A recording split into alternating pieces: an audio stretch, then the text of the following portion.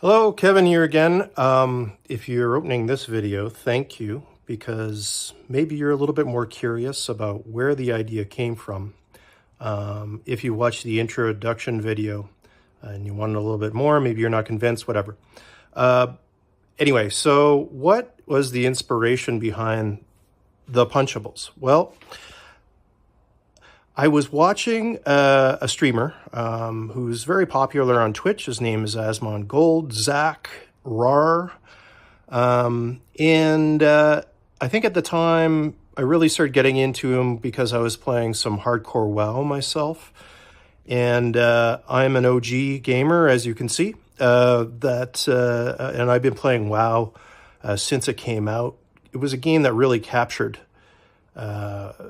the excitement and discovery, and it was just such a great game to get into at the time. Anyway, so watching Asmon Gold, and I think when Blizzard brought on Bobby Kotick, Bobby Kotick, if you don't know, is he was I guess the CEO of Blizzard, and he made some decisions that have been very controversial with the fans of World of Warcraft.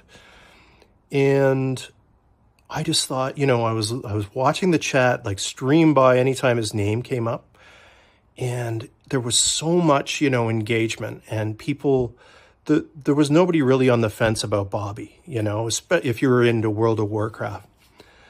And so I was like, oh God, I wish, wouldn't it be great to get like Bobby's head on something? And back in the day, there was something called a Weeble, and it was like this blow up, a toy that you would punch it, and it would go down, and then it would come up. And I think the saying was like, Weebles wobble, but they don't fall down. So I was like, yeah, wouldn't it be great to get like a Bobby Kotick version of this? I swear, I think I could sell, if I just could reach that group of people, I could probably sell a lot of those, right?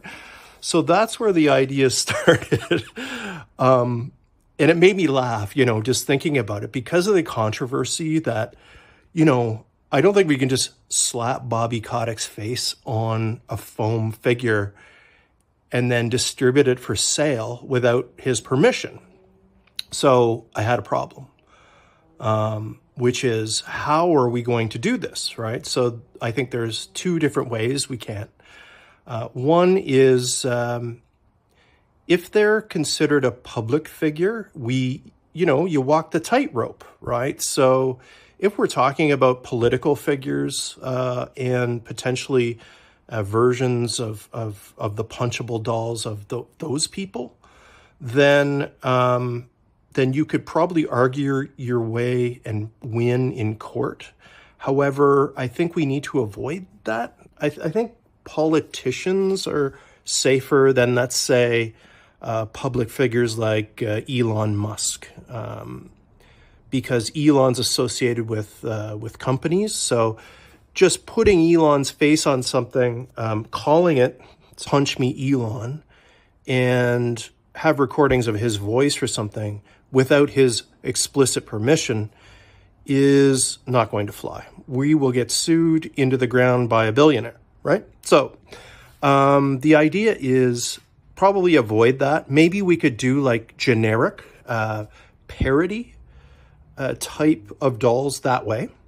The preferred route is the creator engagement side of the business. I did mention that a little bit in my intro. So getting with those individuals that, and I've created a list of people that I'd like to talk about. And there's a guy named Jinxie who is known for his rage quitting. There are some controversial individuals like Asmon Gold out there who might be interested in something like this. There are other individuals from his group called OTK. Miskiff is another one that I thought of. Tim the Tatman. potentially punchable, but more of like he's a likable guy, but it would be a fun model to put on one of these things.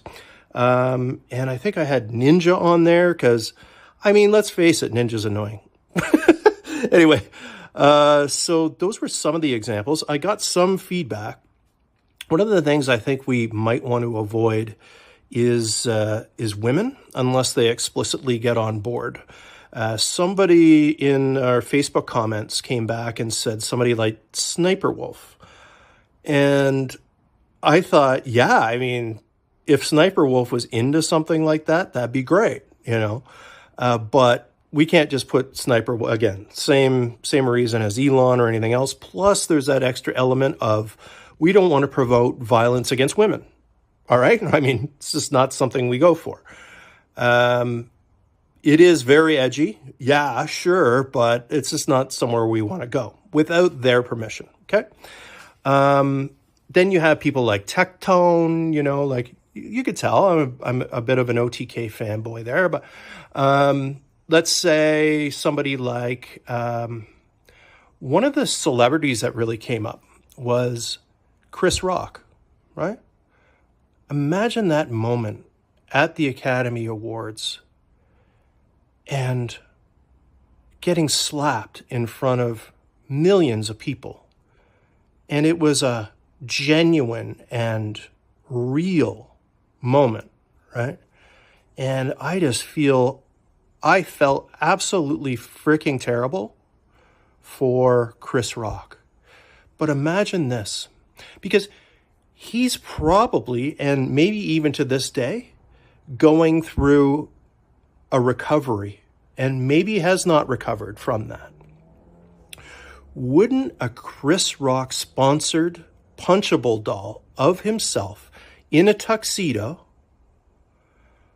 I mean, if he got on board with something like that and promoted it, it's up to him, right? Like that's a very personal moment, but that's comedy for you. That's where comedians live.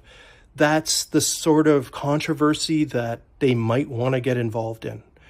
And I'm also interested in, and here's out to you guys, because we would like some feedback on what you think of the idea, what you think the engagement model, and who you think might be a good model. And we could have some fun together creating the models. And we can maybe even add that into our Kickstarter goals if we meet certain milestones, right? Because unfortunately, it does come down to the money. I'd like to put out a whole freaking collection right away, but we just don't have the means to do that. That's why we're here. That's why I hope you're here. So if you feel it, you want to get on board, you want to be part of the journey, thank you. And have a good one. Rage Quit Essentials